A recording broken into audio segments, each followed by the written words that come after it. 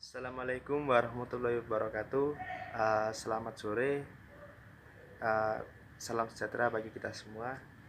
Oke, pada hari ini saya Faizal Ardiansa, mahasiswa tasawuf dan psikoterapi 2017 dengan NIM E972170052.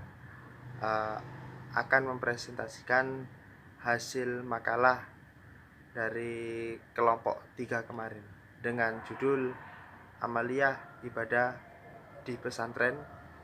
Oke, mata kuliah uh, Tasawuf dan Tradisi Pesantren 2, seperti itu. Adapun pengertian pesantren adalah suatu lembaga pendidikan tradisional. Di situ ada terdiri dari kiai dan santri, serta masjid adalah 3 pokok komponen dalam pesantren. Dan di dalam pesantren ada pun juga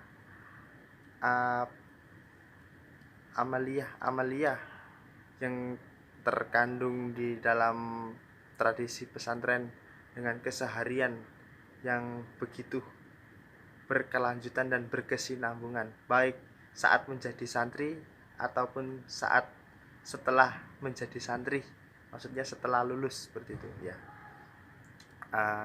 Seperti pada pokok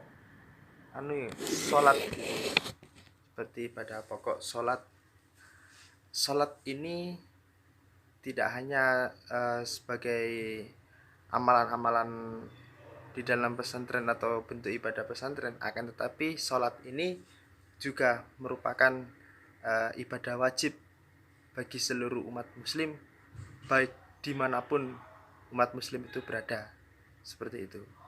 Karena sholat ini adalah bagian dari rukun Islam yang kedua, yaitu perintah, suatu perintah yang wajib hukumnya untuk dilaksanakan. Apabila tidak dilaksanakan maka akan mendapat dosa, seperti itu.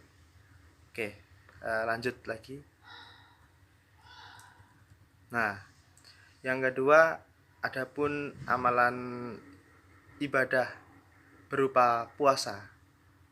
Pengertian puasa sendiri tidak hanya menahan makan dan tidak hanya menahan minum, tapi puasa sendiri adalah cara untuk mengendalikan hawa nafsu, di mana menjaga atau menekan hawa nafsu ini mulai dari terbitnya fajar hingga tenggelamnya matahari.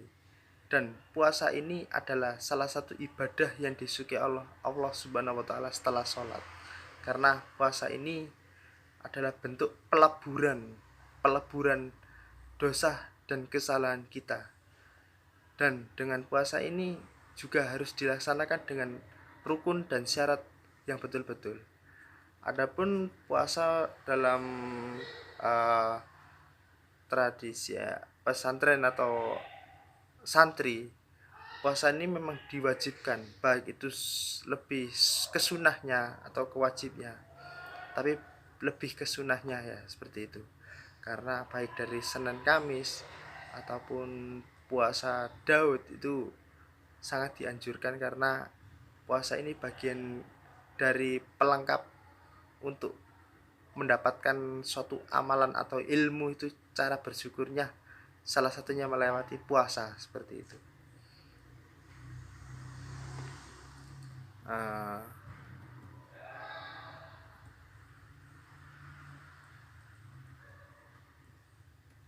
Oke.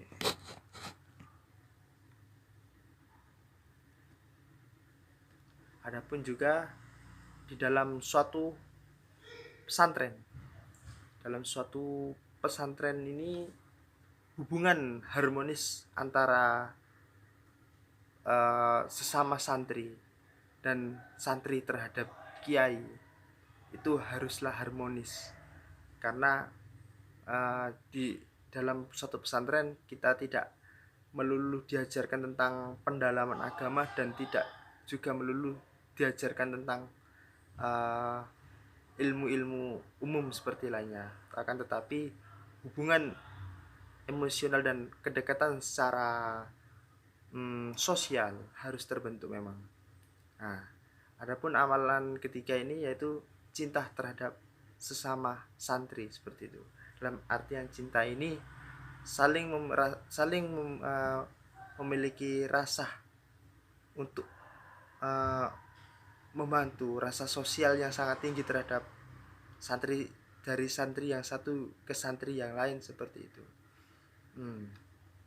Karena dengan terbangunnya rasa sosial yang baik antar santri, maka tercipta pula suatu hubungan yang harmonis di dalam pendidikan lembaga pesantren seperti itu. Dan Nabi Muhammad pun juga menganjurkan untuk selalu menyayangi sesama, ya. Ada juga amalan keempat ini yaitu tawaduk gitu. Tawaduk terhadap kiai hukumnya wajib, seperti itu. Tawaduk karena tawaduk merupakan bentuk rasa hormat dari santri terhadap gurunya, yaitu terhadap kiainya. Karena peran kiai di dalam pondok pesantren tersebut itu sendiri memanglah sangat penting dan sangatlah dibutuhkan, baik itu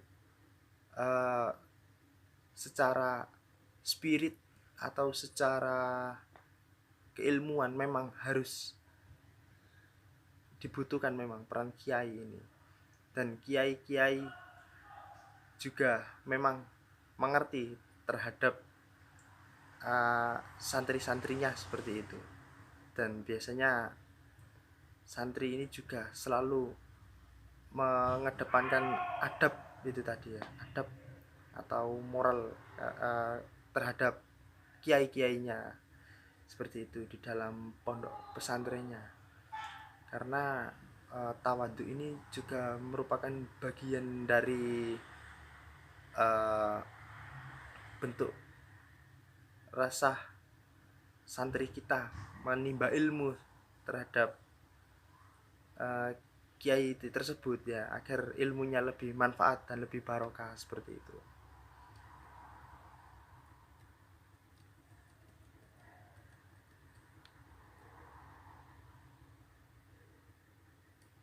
Adapun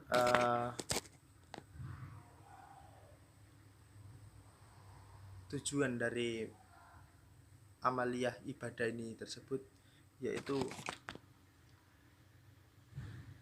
agar selalu taat kepada perintah Allah dan ingat akan selalu larangannya, yaitu amar ma'ruf nahi munkar. Berusaha selalu untuk menjalankan kebaikan dan berusaha juga untuk selalu menghindari keburukan hal-hal yang terjadi seperti itu. Dan manfaatnya agar kita lebih bisa dicintai oleh Allah Subhanahu wa taala. Seperti itu. Oke, sekian presentasi dari saya Faisal Ardiansa mengucapkan terima kasih. Wassalamualaikum warahmatullahi wabarakatuh. Oke.